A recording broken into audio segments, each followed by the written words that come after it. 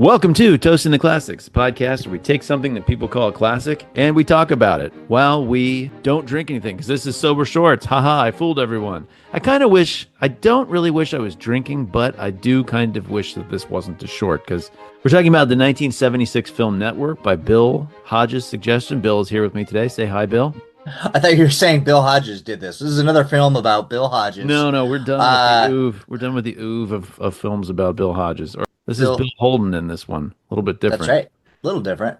So we're doing a short. We're going to try to keep it to around 20 minutes or so, 15 to 20 minutes. But I just thought there was a lot of meat on the bone here. I thought this film was just filled with themes and filled with great actors and filled with all kinds of stuff. Yeah, I think it's been on my list to watch for a long time, but this was definitely your suggestion, and this was not 100% on my radar. So this was a.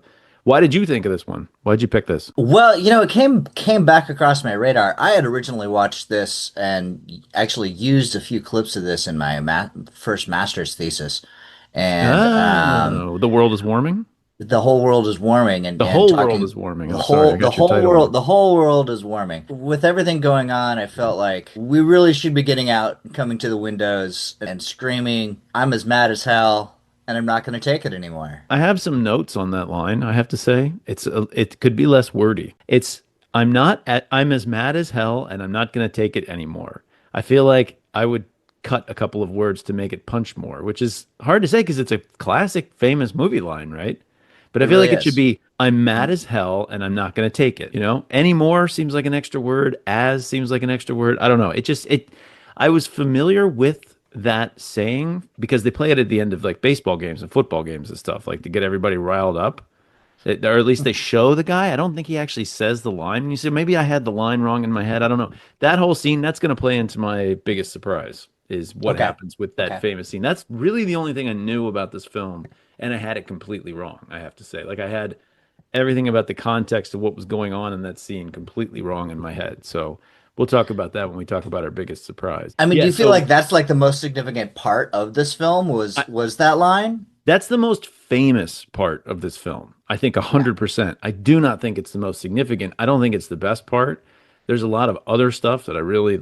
Maybe we should do a synopsis before we get into these particular parts. I'm going to put a pin in best scenes and I'm going to circle it. I'm writing it down right now. We can definitely talk this through. As a presage of talking about it, I don't think that's the best part of this film. I thought there were a couple of parts that I liked a lot more. But the basic synopsis of the film is that you've got these old school networks doing news, which is just guys reading the news. And it's a loss leader essentially for television stations into the 70s because the division that does news doesn't make money, but it gets people to watch, right? It's Mhm. like the Happy Meal at McDonald's. It gets people in the door. You don't make money off it. You make money off selling other things. Like I said, it's a loss leader. They suddenly have this idea because this guy loses his mind, and this one woman who's an executive has the idea that they should just embrace this crazy man that they've got on TV and turn it into a new type of theater that's on the network that actually makes money and gets people to watch. It's really not news anymore, but they take a guy who's a news anchor and they get him to get eyeballs on it.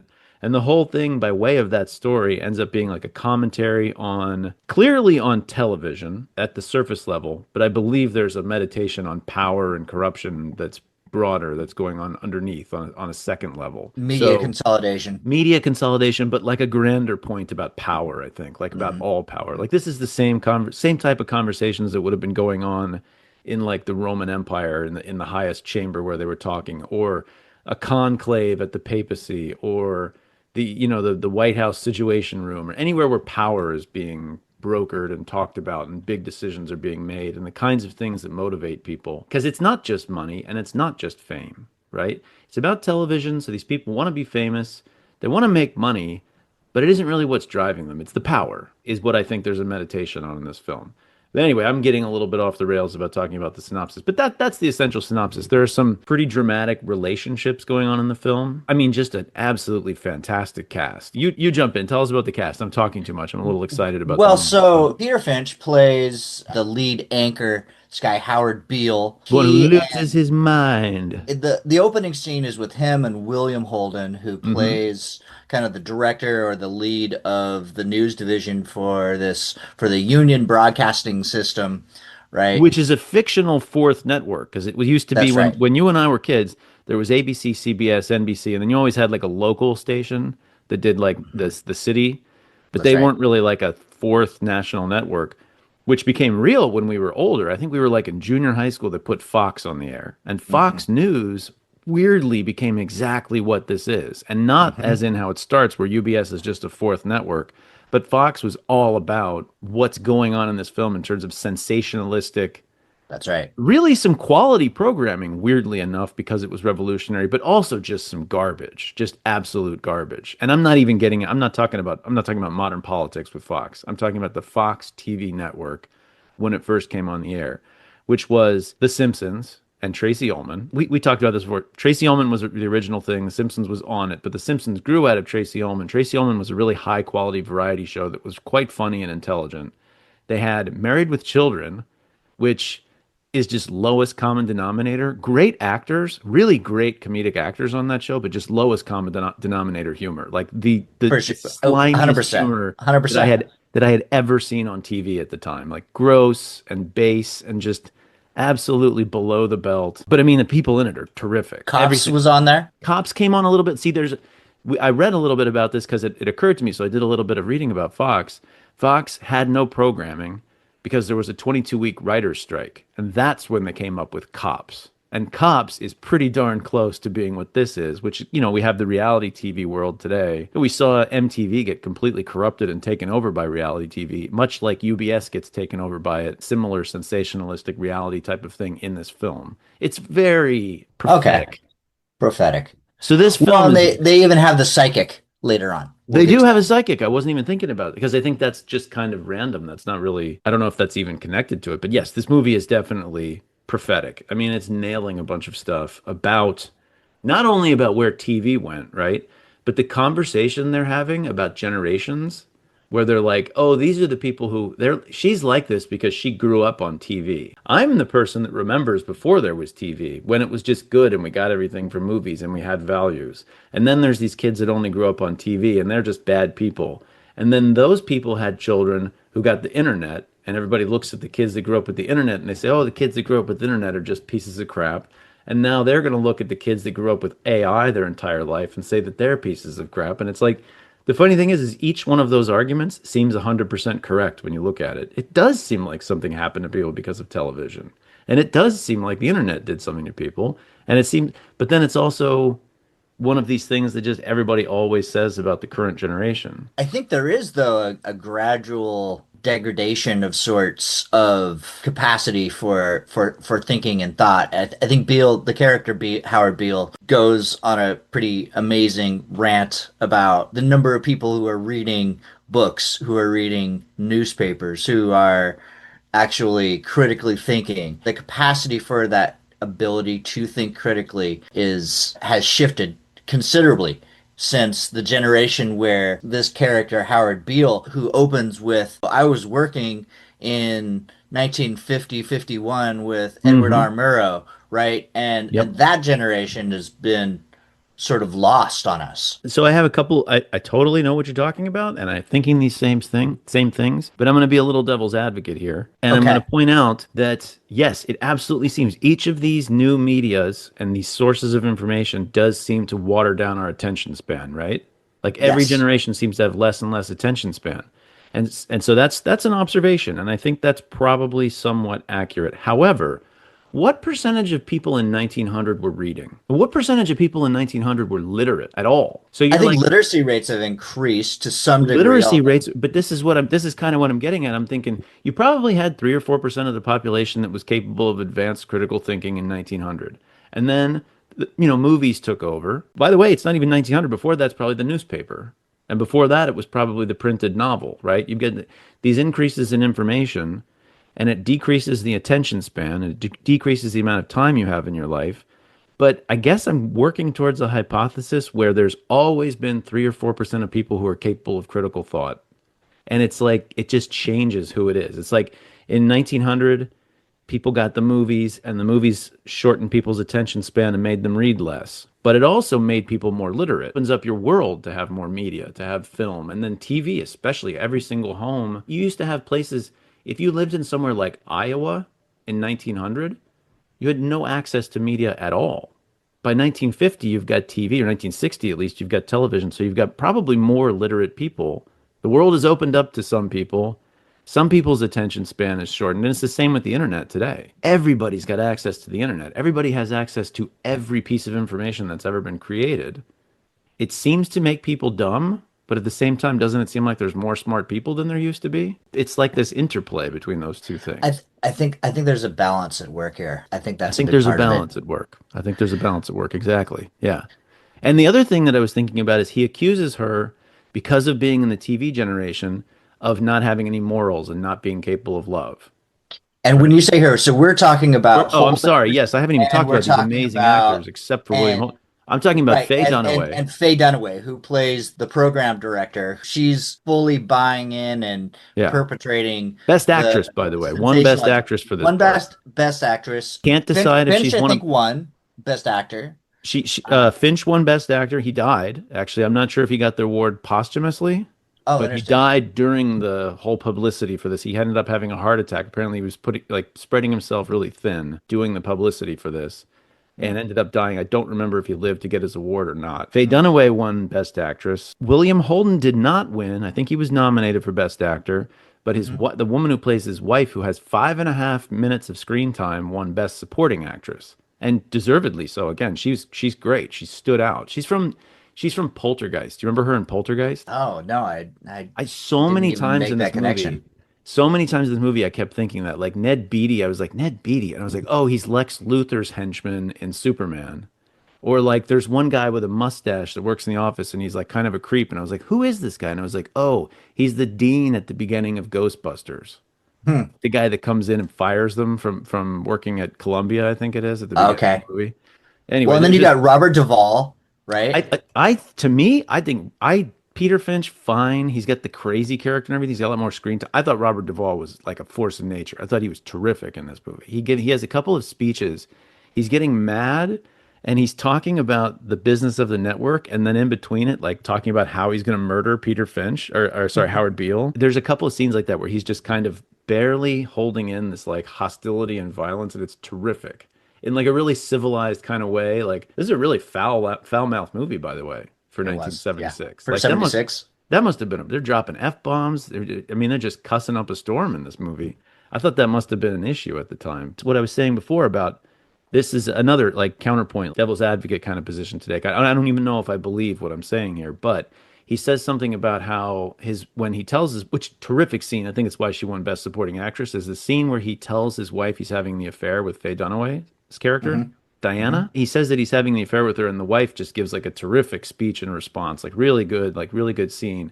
And she asks him if he's in love with her or if she's in love with him, and he's like, "I don't. She's not capable of love. She grew up on Bugs Bunny." And I'm like, it's the same thing I'm talking about. It's like I kind of know what that means because you're a little divorced from reality if you spend a lot of time watching TV. But at the same time, it's important to remember that the baby boom generation, the first people who grew up on TV, is the same generation that like changed the country with civil rights and stuff like that.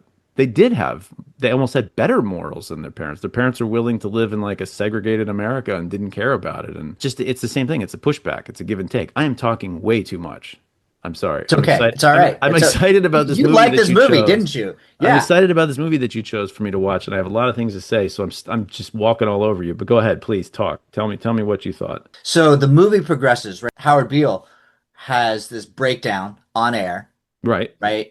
And there's this huge reaction publicly and internally within this fictitious news organization. And they're trying to figure out what to do. And they're like, oh, we pull him off. We have to pull him off. We can't keep him on there. And then people are like, well, no, look at the ratings that we just got from this, right? Right. So it turns into this whole thing. And then ratings start increasing as they allow him to just go unscripted. It's fantastic. And eventually he gets to this point where he is walking in from the rain and he has this moment of Yeah, that's just the big one. declaring, Yeah. right, the big one, which Yeah. where the famous line comes from. And from that point on, then it just goes to the extreme of sensationalizing. They just completely change the entire format. It's more of an editorial commentary show that the character Beale is doing rather than He's just ranting and raving basically on TV, like just yes, talking about. yes, And at first, it's really resonating with people, right? Like he's really talking about some things, and they give him a lot of a benefit of the doubt because he seems very real. And then yeah. it sort of starts to get a little. He's too real eventually, and then the ratings start dropping. Well, I thought it was really interesting, and this is what I was saying before about it not really being about TV but being about power. Is if you ask Mm, yourself, did they put him on air because of the ratings? mm, Right? You have to think about how did he get on air after it went crazy. Some of the people are looking for the ratings. Other people are working against other people in the organization to try and put him on the air to screw them over. So it's about these internal politics that make this happen in hmm. the sort of way like that's how Hitler came to power, right? Is it was actually a bunch of people maneuvering behind the scenes. And that's why I think this is about power. Film is overall a meditation on power and how power works and what drives people to do the things they do. And so, Yeah, and Dunaway's character decides to start this new program. So the character Diana Christensen, she's trying to get off the ground this show with these super ultra left the radical is it the institutions, Ecumenical Liberation Army? Liberation Army, Which is as obviously based on the Symbionese Liberation Army and the whole Patty Hearst kidnapping phenomenon, where and they mention it. right. And they Yeah, I mention it. just Yeah. for the listeners, if anybody's under the age of 50, they might not have heard of this. So I'll talk to them. But it's a like a sort of crazy left-wing group that robbed banks and drew in this millionaire heiress who started robbing banks with them and became part of their gang, basically. And then there's this crazy shootout with the police. The Symbionese Liberation Army situation is what I think about when people say that the 2020s are crazy. I'm like, please refer to what was going on in the 1970s in America. It was an insane time. The Yeah. 60s were kind of crazy, and the 70s is when all the chickens came home to roost from like Vietnam and Watergate and all these That's things. right. And it was a time of absolute insanity. Gerald Ford, there were two assassination attempts on Gerald Ford, right? There were, this Symbionese Liberation Army. There's the Weatherman Underground. There's just a crazy country at the time, and it's almost like the history of it hasn't come down to us really, except if you go back and look at the news, because we don't really teach this history in like the No, classrooms. no, We don't no. we don't talk about how crazy the times were, because I feel like a lot of people today want to believe that this is the craziest times ever, and it's the craziest times I've ever lived through, the 2020s. I'll give you that. Well, again, generationally, we tend to think that these are the craziest times ever, and that everything is Right. going to To right heck. To to heck. We heck, say heck. to We say heck. heck on this We say podcast. heck. Everything's going to heck. We're In as a mad as handbasket. heck. Yeah. We're as We're mad as mad as heck. heck, and we're not going to take it anymore. That's Yeah, right. exactly. So then they have this other woman who comes in. She's a African American lady as the head of the U.S. Communist Party, and Yeah. she and Dunaway's character introduce themselves to each other. Yeah. She And introduces herself as a badass N-word, blah, blah, blah. And here's my lawyer. Like, yeah, it's a really, right. And here's my lawyer. so I was talking about my favorite scenes. The funniest scene in this movie it steals the show for me in terms of being funny in like the darkest kind of way, but like just and really understated. Like I don't know if it would have played for laughs. Is the scene where the hardcore like United Ecumenical Movement guy who's like this violent Nation of Islam looking guy with a beret and everything, and this like big Afro communist woman, and the TV net executives are all sitting around and they're arguing about the points of the contract. Yeah, What's her name? What's the character's name? Lorraine Hobbs, the woman from the yeah. communist, is using all the language of the network perfectly, and they're arguing about it. And then the Nation of Islam guy, shoots his gun at the ceiling, and he's like, "I'm gonna have to bleep this, but I just have to say it." He shoots his gun at the ceiling. He's like, "Man, give her the overhead claws." And then they like move. Oh, that whole scene is so It was funny. brilliant. It was I really love well that done. scene because it took me a second to realize how funny it was. And then it clicked, and I was like, oh my God, this is one of the funniest, best written scenes I've ever seen. Like listening to this communist lady use the language about like, her time slots and things like that. And also to go back and see how meta it would be for a film to be talking about the television industry in this way and using the terminology. We've seen a million things, right, where people use the terminology of certain industries. Like Aaron Sorkin has made an entire career out of writing. Sorry, not Aaron Sorkin. Oh my God. Who's the guy that does the walk and talk that did West Wing? Is that Aaron Sorkin? Yeah, I think it was Sorkin, Yeah, wasn't Aaron it? Sorkin. Yeah, Writers like that have made a complete industry of like using the language of an industry well in a script. And but this network is people hadn't seen anything like that at the time. And I think it's just hilarious that the way that scene is put together is just chef's kiss, like one of my favorite scenes in a film ever. But yeah, overall, I mean, we've talked about the actors, right? Who's your favorite actor? And I say actor in a non-gendered way, actor, actress in this one. That's a tough one. I mean, between Finch and maybe Duvall. Yeah. Although, I mean, Don't sleep at the on same William time, Holden. Don't sleep on William. He's pretty well, good. He's got an understated part, but he's good in this. There's the scene where Finch, I keep using Howard Beale is kind of telling him how crazy he is, telling him his visions and stuff, and the look on William Holden's face as the sinking feeling. He's like, my friend is completely insane. The look on his face, and it tells you everything that's going through his mind is just great. It's not. It can't compete with like Finch's dialogue. The monologue that Ned Beatty has is ridiculously good, right? In the room with the green light shades, where he's going off about power and corporations and stuff like. You remember the scene I'm oh yeah, talking yeah, about? yeah, yeah, yeah, yeah. Like that's a really good. And Duvall is terrific. I mean, I don't know, it's just a lot of really good people. You got to kind of hand it to the director, I think. I think when you get, I mean, first of all, these are great actors, so it's well cast, 100%. But everybody's just really firing on all six cylinders or eight. So Lumet, Sidney Lumet Sidney Lumet, was the yeah. director. This movie's You know, 64th of all time on AFI's Greatest American Movies, by the way.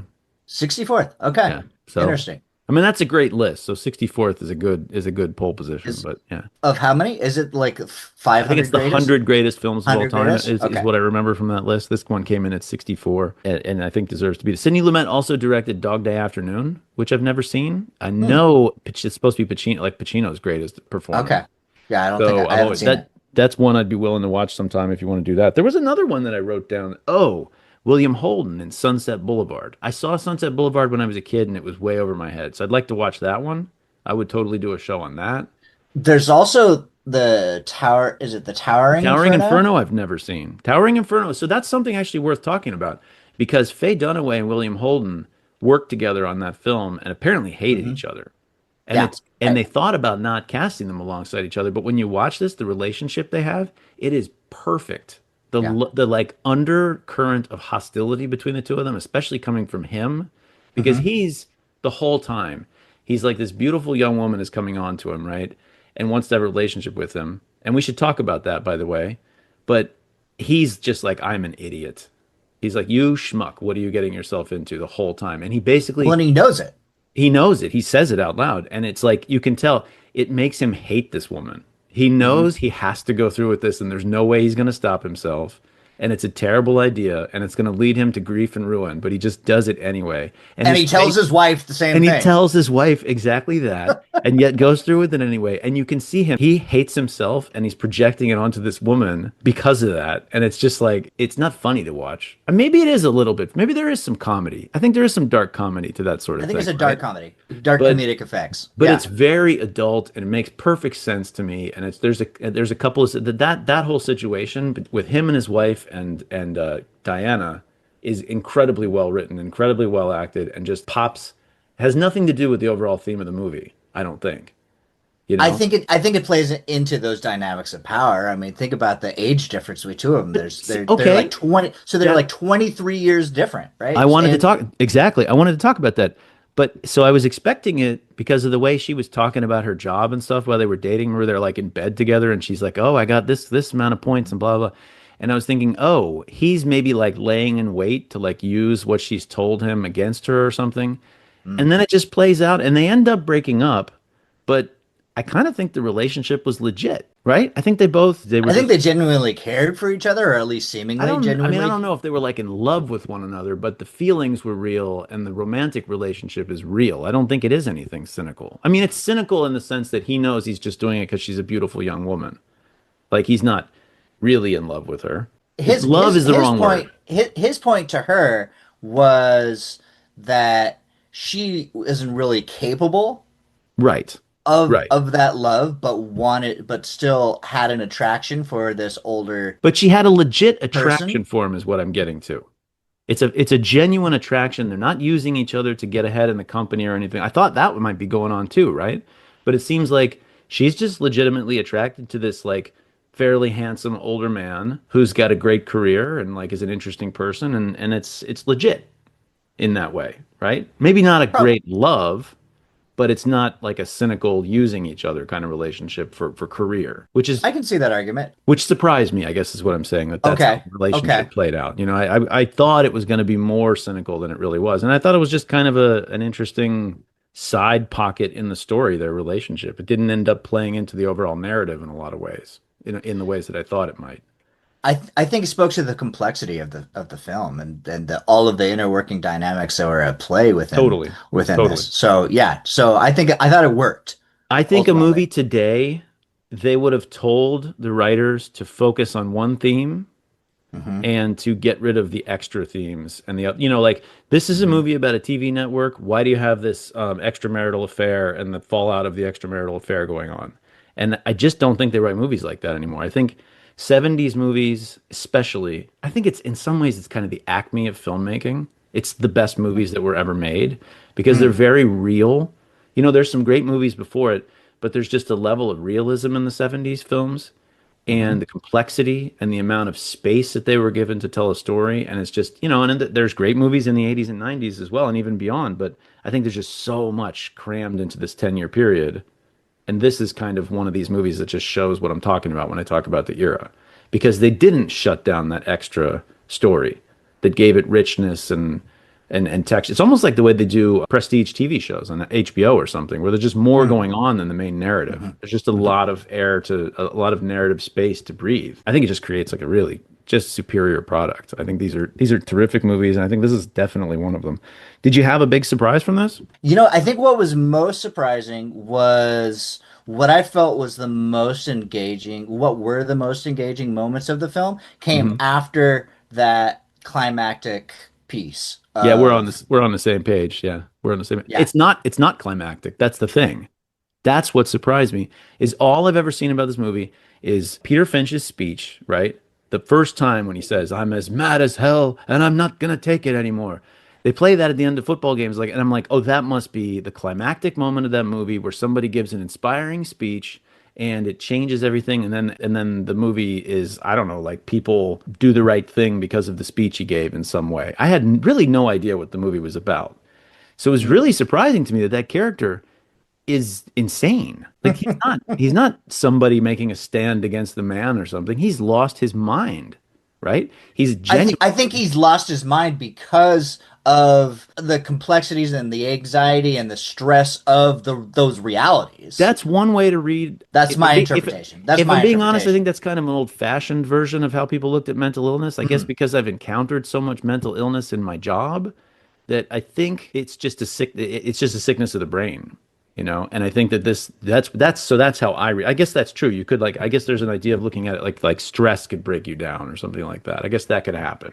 But to me, this just looked like somebody who's schizophrenic, and he's just a madman. He's like ranting on TV, Do you and think it's that about they would have analyzed him to that with the through writer. that type of The yeah. writer? No, I think the writer probably would have had a really old-fashioned version of how mental illness works and maybe wasn't getting it right, like as a representation of reality and what mental illness actually is. But, that's just my impression. I may be, like I said, dealing with different kinds of people when I see it and forming my own impression. I'm not a professional in that field, so I don't really know what I'm talking about. But I think that in the mid 20th century, and especially like when the writer of this movie, who by the way also won an Oscar, the screenwriter, Patty Chayefsky. Yeah. Chayefsky, Um, Patty Chayefsky. Yeah. he's coming out of, I would say, if I had to guess, he's coming out of that mid 20th century kind of Freudian analysis school of how people looked at mental illness and mental problems and things like that. And that would be that theory that it's sort of caused by pressure and that there's some cause to it. I tend to look at it as brain disease. Mm. I tend to look at it when somebody's schizophrenic, it's caused by external factors the same way like if you have heart disease, it's caused by external factors. I mean, I guess it could stress you, but really there's some underlying malfunction, physical malfunction of the organ that's in question is kind of my take on mental illness. But whatever, that's a whole entirely different discussion. But the fact That's that he's a person losing his mind who is then exploited by the network completely surprised me and was a completely different narrative than what I expected out of this film. hmm So, hmm and in a good way, because I kind of had a almost like I was picturing the end being like Rocky, Like Hmm. there's going to be this big rousing speech that would fill in for the last fight kind of thing. And that's probably just because of where I've seen it contextually, which is at the end of sporting match. Like somebody's down two in the ninth inning and they play that rally video to try to get the team to come back. And they would always include that speech. I want you Hmm. all to stand. I don't know what he says before it. It's what he says before it is what I they want play. you to get up. I want you to I want go you to to get your up. windows Yeah, it's when and he says, go I to your want you to get windows. up. Yeah, that thing. Yeah, Yeah. exactly. Yeah. That's what they always play. And so I thought it was just some inspiring speech that formed the climax of the film. That really surprised me. Like in a cool way. I thought it Yeah. was a overall, I think I've kind of given away what I'm gonna vote. So maybe had you seen this before? Oh yeah. Oh You yeah. had. Oh, you had seen it before. Okay. All right. I had analyzed the heck out of this film in my master's program Okay. Okay. Okay. All right. in media studies. Interesting. All right. Yeah. Well, then, Yeah. yeah. I don't. Yeah. You probably have a much more nuanced and interesting take than I do. But I'm voting for it. I thought I would definitely toast this. I thought this was a terrific film.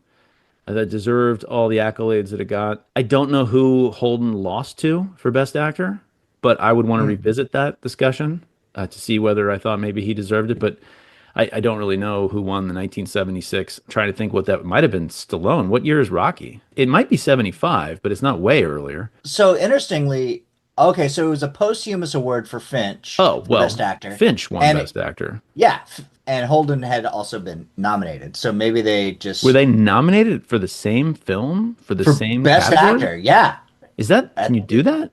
I guess they did Yeah, that they've got year. It so the was come on, this was 76. 76. Oh, it is. So actually Rocky Sylvester Stallone was nominated in 76. Oh, So interesting. it's Holden and Finch for this. It's Sylvester Stallone for Rocky and Robert De Niro for Travis Bickle in Taxi Driver. Oh I wow. I don't know this other Giancarlo Gini, I don't know, but those four, wow. I mean, to lose for Sylvester Stallone not to win for Rocky and for Taxi Driver not to win and for it not to seem completely ridiculous that they lost, I mean, is really like to say something about this film because Rocky is like one of the great acting performances of all time. That So absolutely is Travis Bickle in Taxi Driver. I mean, that's right. nuts. That is a nuts. That's what I'm talking about with 70s movies. I mean, look at that. Look at those movies that are nominated there. That's crazy. It gets my vote. It still gets yours? Still gets mine. Yeah. I really think that in my analysis of it, I think that totally agree with you on the dynamics of power that are being contested here. I mean, I think that there's so many complex themes to this film. And I think when I was doing the lens that I was looking at this film through and during my master's program, which was the media and how the media will emphasize the importance of ratings and how much sensationalism has come into network television. Apparently, since the 1970s. I mean, this had to have been a portrayal of what they saw as beginning to take place in network television. I would advance. This is another hypothesis. I think Watergate, and especially what happened during the Vietnam War, suddenly made people realize that there was power in television, like Yeah, legit power. You know, yeah. There- like when the Tet Offensive happened, and Walter Cronkite like states to the nation that the war which is a stalemate, which isn't even like a true statement about what happened with the Tet Offensive, and it changes the course of the war for the country. I think this film and this time period is when people suddenly realized that there was this new center of power, and that was television and that television was a mouthpiece and a way of like channel of like getting people to do things and changing what happens, which is what power is. And this is a meditation also like you were talking about like corporate control of that source of power. And therefore making corporations even more powerful, right? If they can own this center of power. By consolidating all of this information because as we are in the midst of the information age, yes. And I think they portrayed that in early on in the film, talking about and showing this huge stakeholder meeting and talking about the investment groups that are beginning to consolidate the ownership of this and others. And I think when you asked earlier about my reasoning for this now, I think everything with CBS and with ABC and the networks that are still going strong, the capacity for censorship and self-censorship Yeah, is super definitely. significant, especially right now. It made me even think It's of particularly important right now. I don't think anyone I believe there was some talk about this during the Nixon administration. I think he was making some, and again, this goes back to this time period that we're talking about. I think there were some overtures he was making about trying to control what was said on TV and trying to Mhm. stop people who said things critical of his administration. But this is the first time in my lifetime where I've ever seen somebody just nakedly try to control. Use the FCC. Jimmy Kimmel makes a joke you don't like and you want him off the air. To me, that's I don't care which side you're talking about. That's inherently un-American to do something like that. He doesn't have the right to say things you don't like. I mean, I don't know. I'm not even getting into what I think of the particular administration or the content of the joke. But that's just those two things should not be happening in my Shouldn't country. happen. There should not be Yeah. political control of what people I know. And by the way, I think on well, some of the best footing of anybody to talk about this issue because when the Democrats were in power and people were having their careers canceled for saying conservative things, and I could very clearly say I could be like, I don't agree with what Gina Carano said. But I Hmm. also don't agree with somebody's career being ended for their Hmm. expression of their free speech rights because it's a free country. And even if somebody says something we don't like, we need a debate. We need people to be able to talk. I think I've been on that ground the whole time. I've always said that. And so I can very freely say the same thing about Jimmy Kimmel. I can say he should not have his show canceled because he said something people don't like. If it was the people who didn't like what he said, that's actually a different story because then it's like they don't have to watch his show if they don't want to. That's That's right. that's fair game. Just don't watch his Yeah. show. He goes off the air then. Fine. Do that. But the president shouldn't be making that decision. That's crazy. I don't think the This Democrats actually did that from political power. I don't think the political power of the Democrats, I don't think Joe Biden shut down anybody, but there was definitely something going on in the culture where we were canceling people's careers for saying things. Disney again, right? It comes Disney, yeah, down. exactly. And Disney's threatened and blah, blah, blah. But there was no political involvement in that. I'm not saying that. So there is a different dimension to this. Again, not being partisan, but just pointing out there's a difference. You're voting for it as well? Absolutely. Yeah. Okay, so this is unanimous. I think everybody can tell by the fact that I spoke for about 95% of the episode, and I really try not to do that, but I was very excited about this movie. I had a lot to say. I thought this was a great one. I didn't even talk about how this film, I think the way that it discusses things like Mad Men is one of my favorite TV show ever. Great And I show. think this is like a direct ancestor to Mad Men. I think there's so much going on in this film that is just like 5 seasons of Mad Men turned into a show. But anyway, so yeah, I thought this was terrific. I would recommend this to anybody. I would say that you should watch it, do it. This gets the Toasting the Classics nod, the Toasting the Classics toast. And for Dave MacArthur, I'm saying goodbye. Thanks for having me, Bill Hodges. Peace out, everybody. Join us next time.